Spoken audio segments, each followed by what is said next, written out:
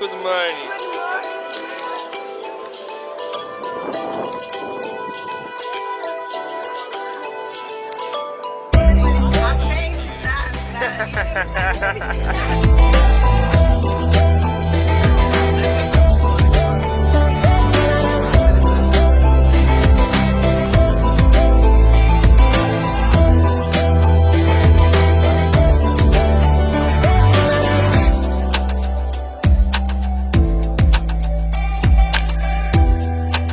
Shalom, nós estamos aqui aos pés do Monte Hermon, aqui é a região chamada Banhas, Cesareia de Filipe.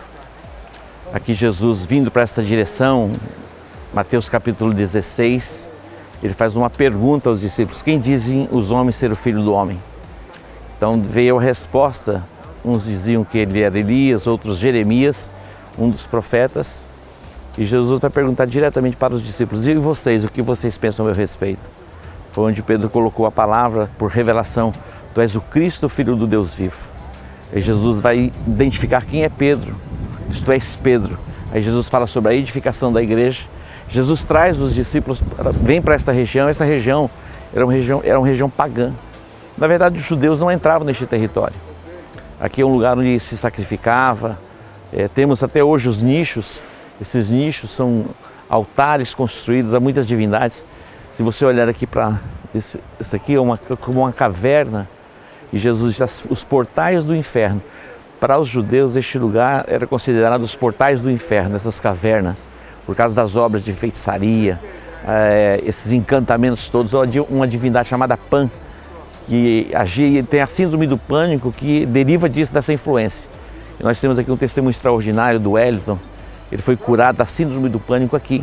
Me lembro o pastor Clodilson ministrando a ele. Então todo este lugar era considerado para os judeus os portais do inferno. E Jesus disse: as portas do inferno não prevalecerão contra a igreja. Nós estamos neste lugar fazendo esta declaração, que as portas do inferno não prevalecerão contra a igreja no Brasil e nas nações da terra. E Deus abençoe o Brasil.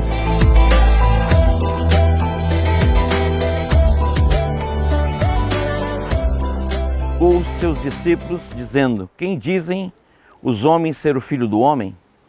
Responderam-lhe: uns dizem João Batista, outros Elias e outros Jeremias, um dos profetas. Perguntou-lhes ele: e vós, quem dizeis que eu sou? Simão Pedro respondeu: tu és o Cristo, o Filho do Deus vivo. Respondeu-lhe Jesus: bem-aventurado és tu, Simão Barjonas, porque não foi carne e sangue quem te revelou, mas meu Pai que está nos céus. E também eu te digo que tu és Pedro, e sobre esta pedra edificarei a minha igreja, e as portas do inferno não prevalecerão contra ela. Eu te darei as chaves do reino dos céus, e tudo que ligares na terra será ligado nos céus, e tudo que desligares será desligado nos céus. Mateus capítulo 16, esse é o texto que fala a respeito desta região. Jesus, ele vai começar o ministério dele por volta dos 30 anos de idade. E até os 33 anos, foram 3 anos apenas, mas muito intenso o ministério de Jesus. Ele vai levar os discípulos para muitas experiências, e dentre as experiências que ele vai levar, vai ser uma dessas. E eu acredito que uma das maiores experiências também foi Jesus andando por sobre o mar, indo ao encontro deles, e depois fazendo a travessia ali para outra margem, a terra dos Gadarenos. Depois a gente vai falar um pouquinho a respeito disso lá, quando estivermos no mar. Mas é interessante nós olharmos essa região, e vocês viram ali, nichos de altares que foram construídos a muitas divindades, dentre eles Zeus. Este lugar estava debaixo da influência grega, então toda a cultura de paganismo, de divindades. Paulo, quando ele esteve na Grécia, a gente vai poder estar lá, que ele passava, ele olhava os altares, ele identifica o altar ao Deus desconhecido, porque tinha muitos deuses, e a Grécia até hoje é assim. É o berço da filosofia, mas tendo muitas divindades. Então Jesus vai levar os discípulos para muitas experiências, e uma das experiências foi esta. Os judeus, eles não adentravam neste lugar, neste território, por ser considerado um território pagão, onde se sacrificavam animais. Nós vimos a placa lá, depois se você lê em hebraico, a gente conseguiu ler, tem uma placa lá em hebraico falando todo o histórico do que isso representa.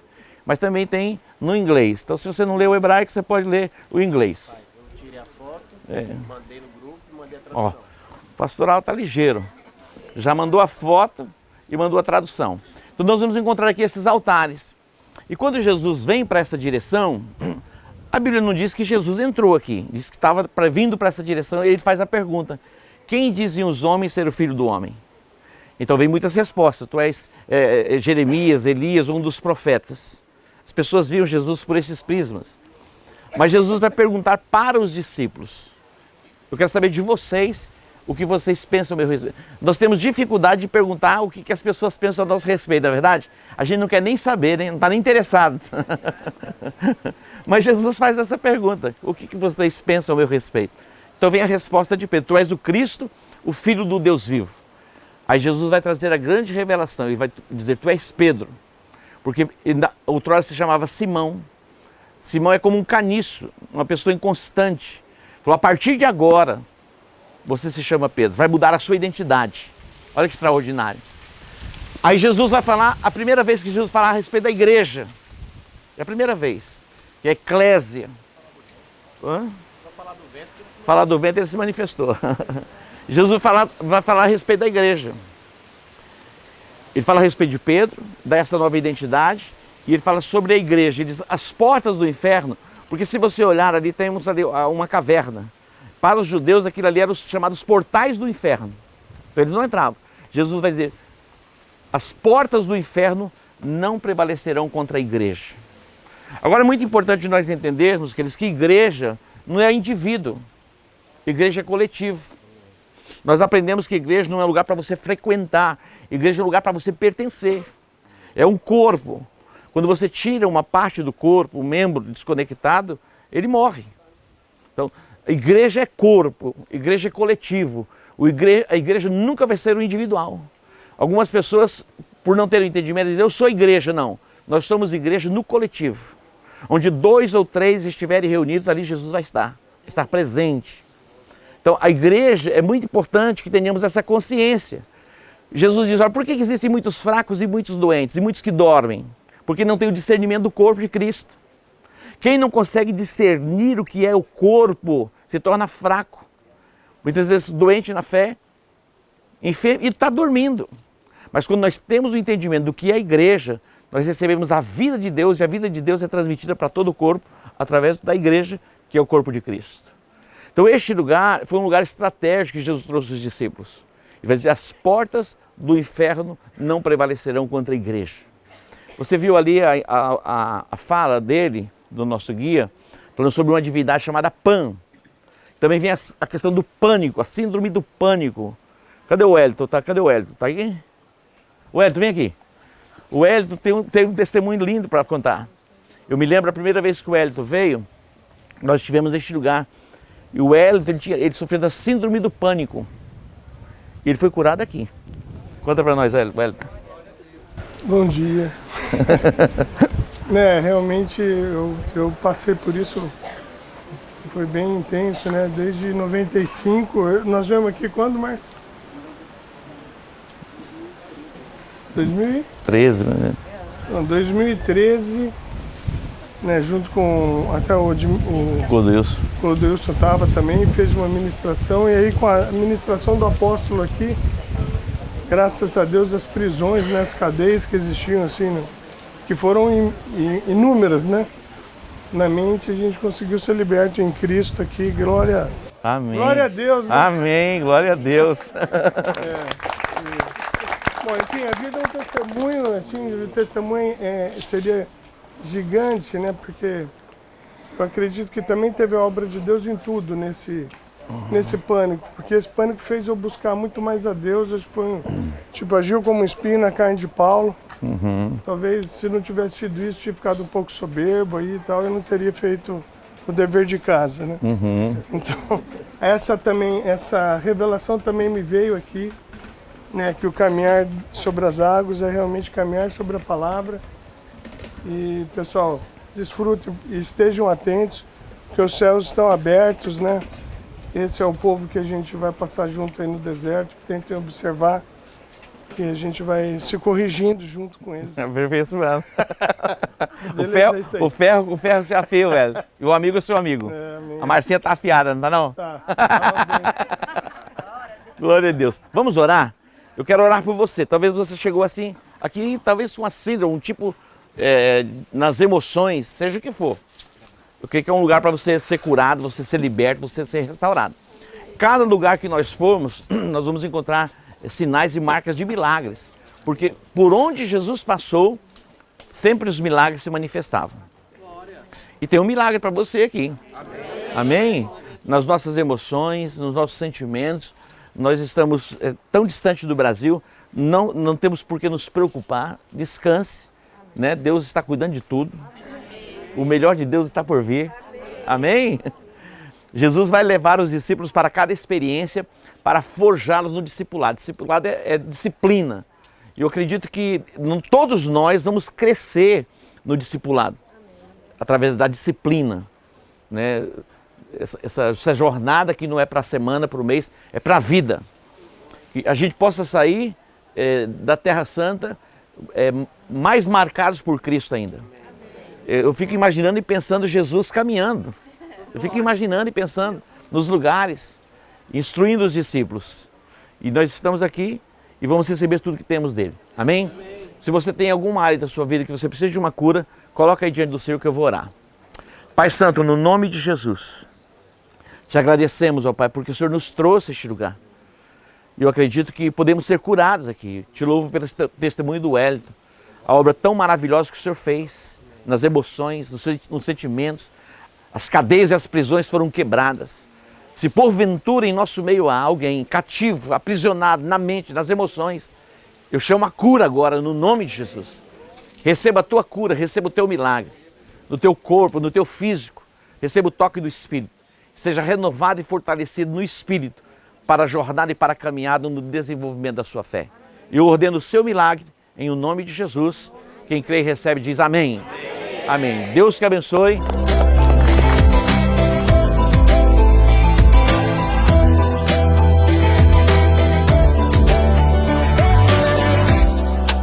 Olhando para frente, a gente está vendo a cidade de Nazaré, que é a maior cidade aqui na região, onde a Anjo Gabriel deu uma mensagem para Maria. Então a gente está olhando aqui nos vários lugares históricos, né, onde a vida pública de Jesus aconteceu na Galileia, Vale de Armagedon. Você afinou o cavaquinho?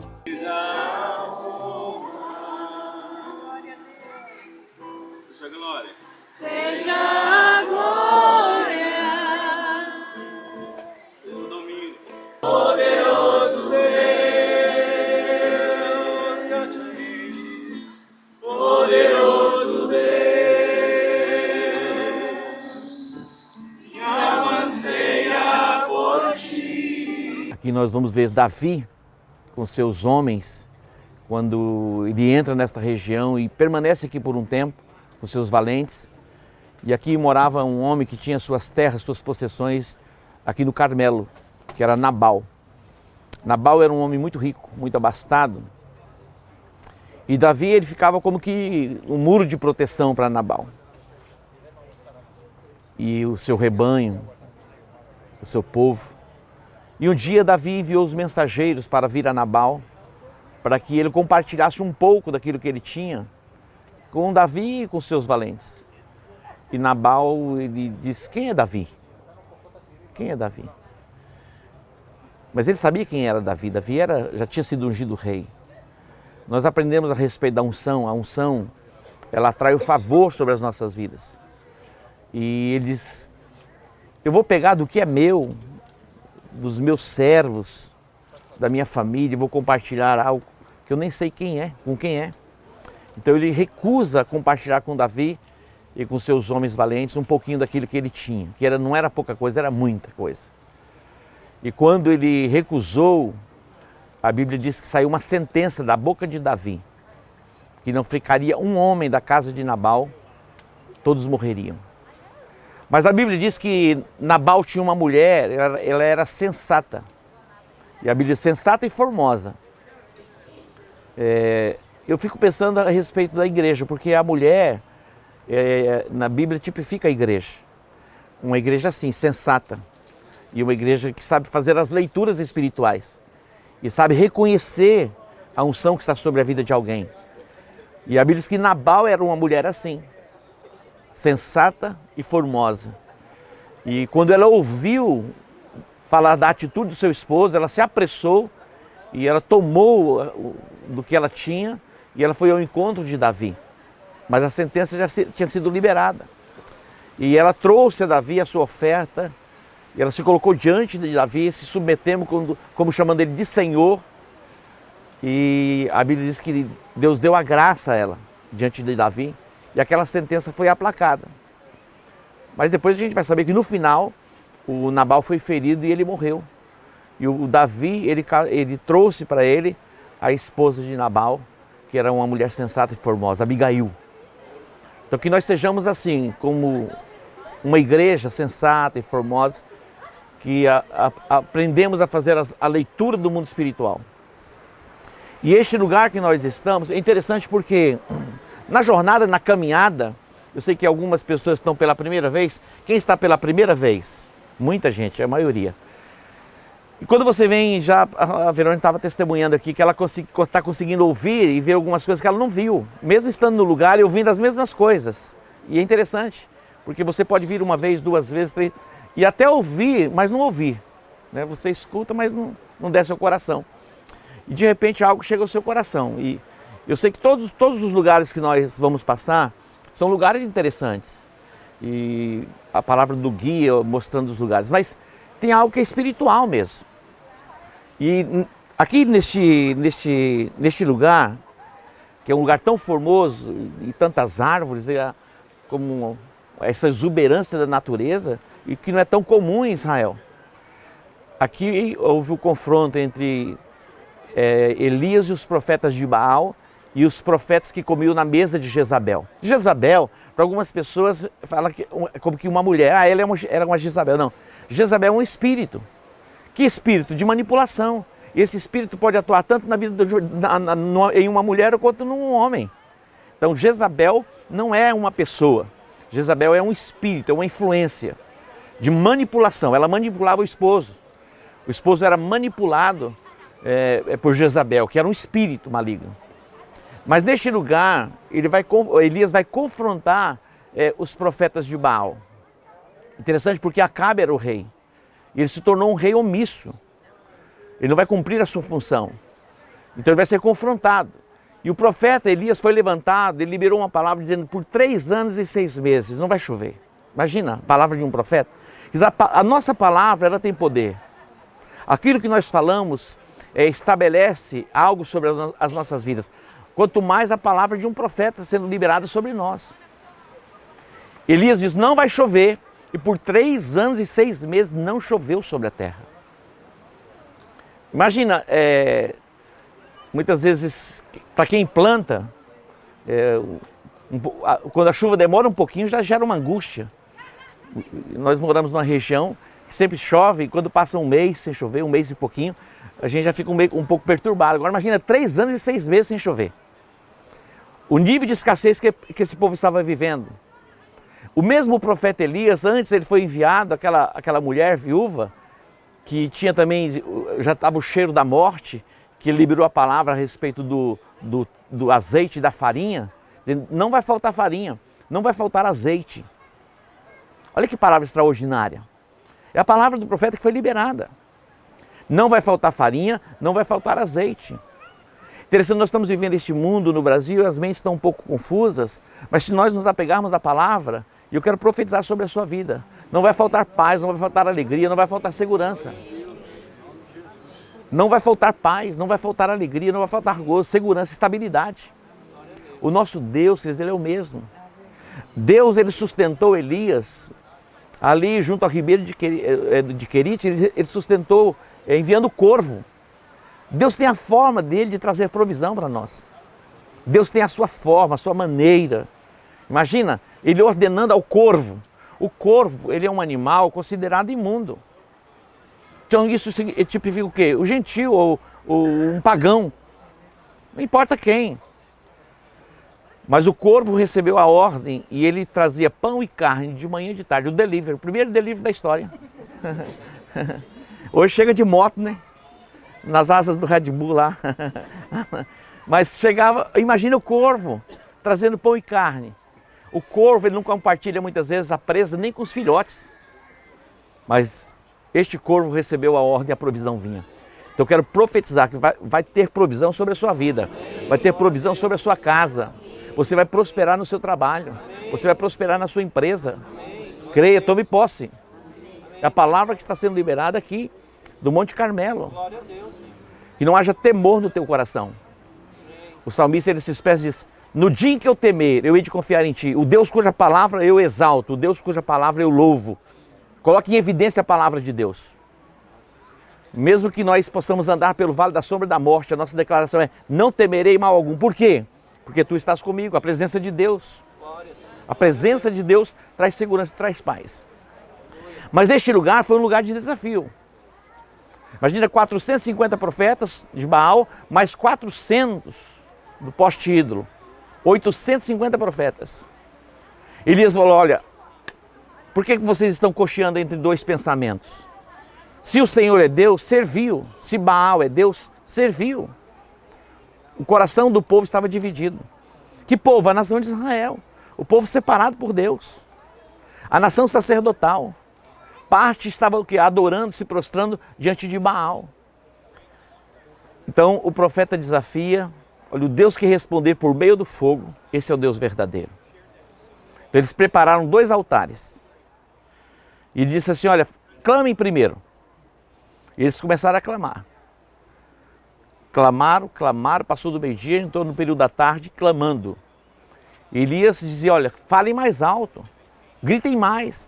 Quem sabe ele está dormindo, ele está viajando, mas não teve resposta. Interessante porque quando Elias ele vai assumir agora a sua hora, a sua vez, ele reordenou o altar, que estava já em ruínas. Olha só, o altar estava em ruínas.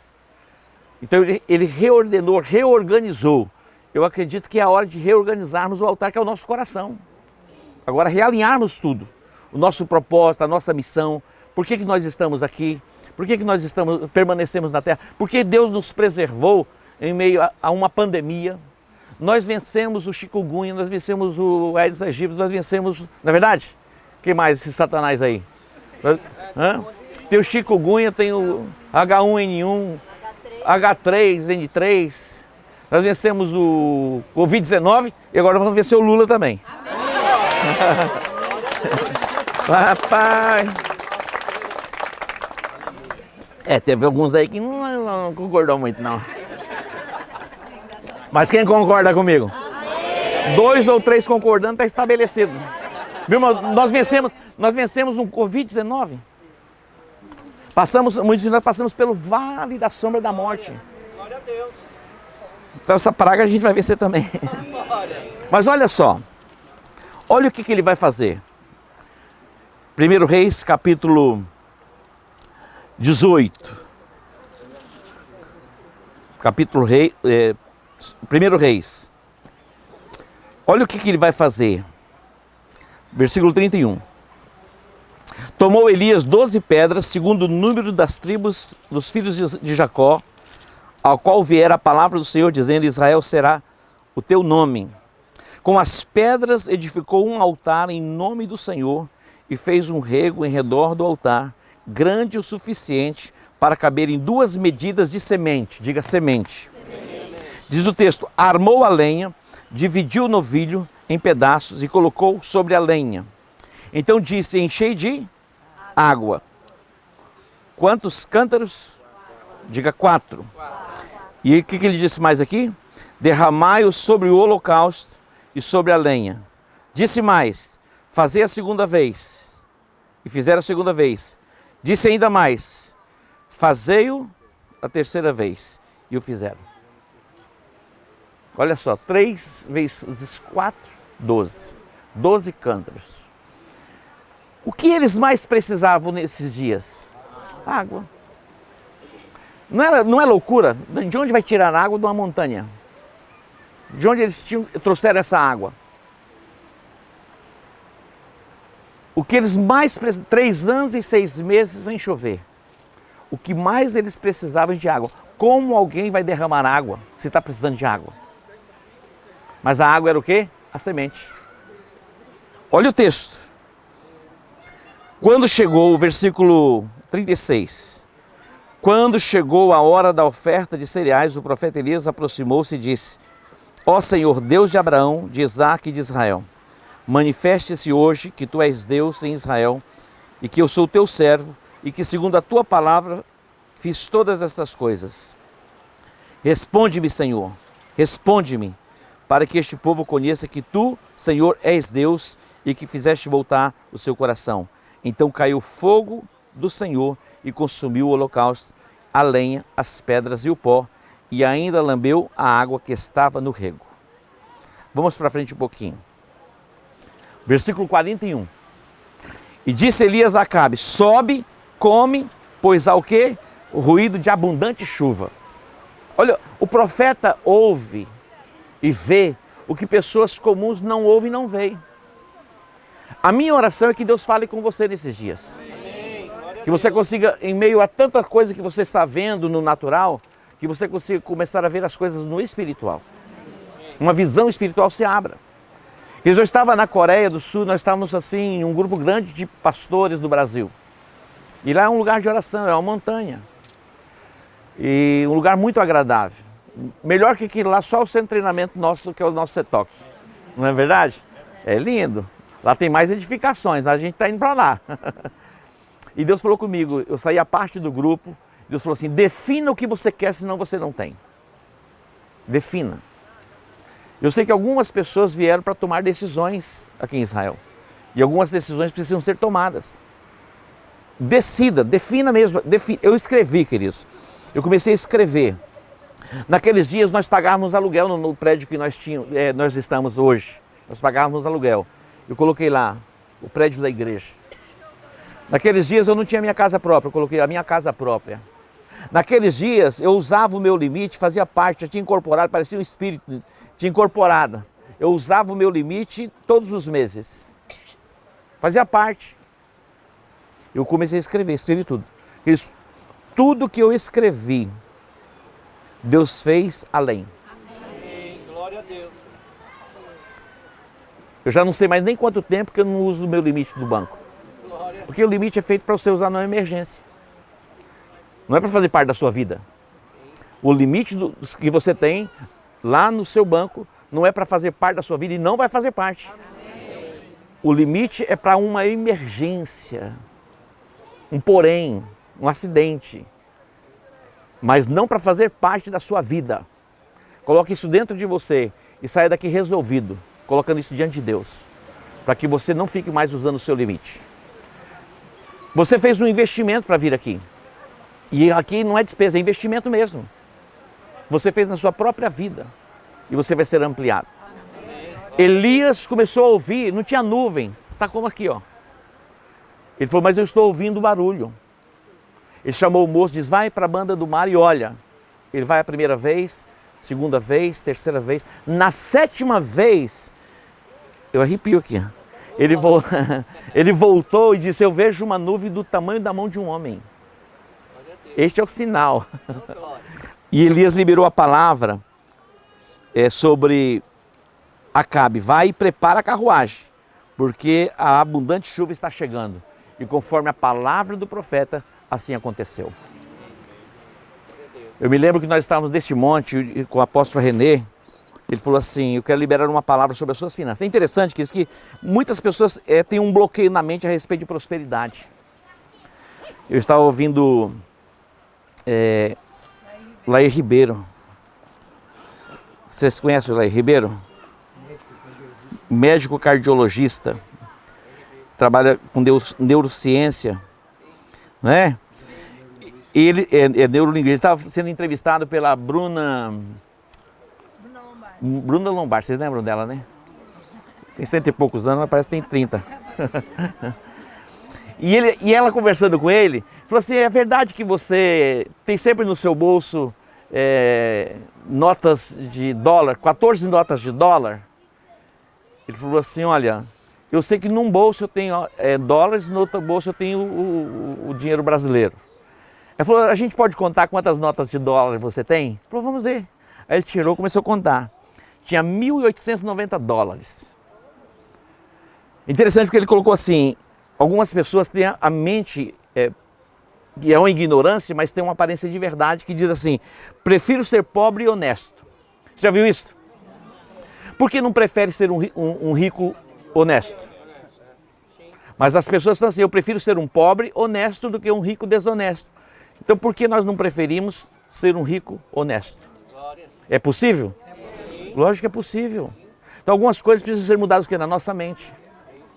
Eu creio que este lugar é um lugar de rompimento. Você crê? Pai Santo, no nome de Jesus, te agradecemos, ó Pai, porque estamos aqui no Monte Carmelo, lugar de tantos desafios. Ó Deus, eu coloco diante de Ti cada pedido que os Teus filhos trouxeram, representando causas, famílias, casamentos, filhos, finanças, saúde. Ó Deus, agora eu invoco a Tua unção e o Teu poder. Ó Deus, que haja cura, que haja restauração, que haja libertação, que haja transformação, que venha a provisão dos céus. Que os céus se abram. Estabelecemos, ó Deus, este propósito. Apresentamos, ó Deus, diante de Ti cada pedido. É a fé dos Teus filhos que entrou em evidência para escrever os pedidos. Elas escreveram porque elas acreditam. Amém. E nós estamos colocando diante do Teu altar. Deus, toma esses pedidos nas Tuas mãos. São causas que nós nem conhecemos, mas o Senhor conhece. O Senhor conhece. O Senhor sabe a necessidade de cada um. Eu chamo intervenção. Pai, aqueles que precisam tomar decisões, fala o coração dos Teus filhos aqui nesta terra, na Terra Santa. Que os Teus filhos voltem convictos das decisões que terão que tomar. Deus, que a Tua mão esteja sobre os Teus filhos. Aqueles que estão aqui, os que permaneceram no Brasil. Deus, eu coloco o Brasil diante do Teu altar. A nação brasileira. Nós entramos nas regiões celestiais e declaramos que nenhuma arma forjada contra o Brasil prosperará. Pai, a nossa mente natural não consegue entender, compreender, mas o Senhor é Deus. E assim como o Senhor se manifestou aqui, ó Deus, através do profeta Elias, nós clamamos para que o Senhor se manifeste na nossa nação, trazendo cura e restauração, em o nome de Jesus. Você que crê, diz amém. Diga, eu tomo posse. No nome de Jesus. Amém. Olha só, eu quero liberar um decreto. Porque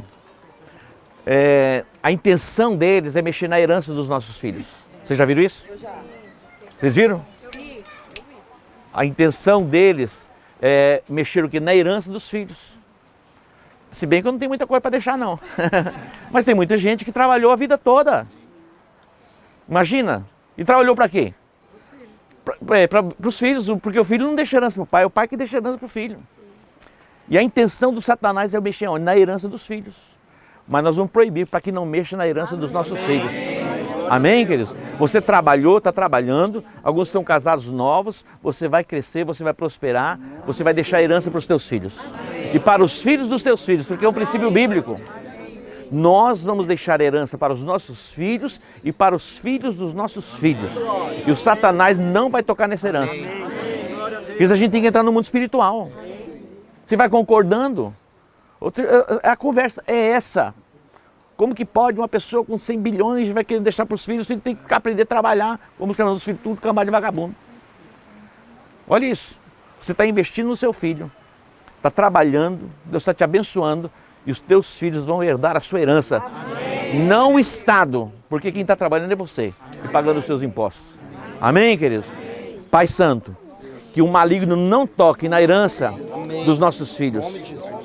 E a Tua palavra diz que os filhos dos nossos filhos, Deus, eles terão herança. Deus abençoe o trabalho das mãos dos Teus filhos.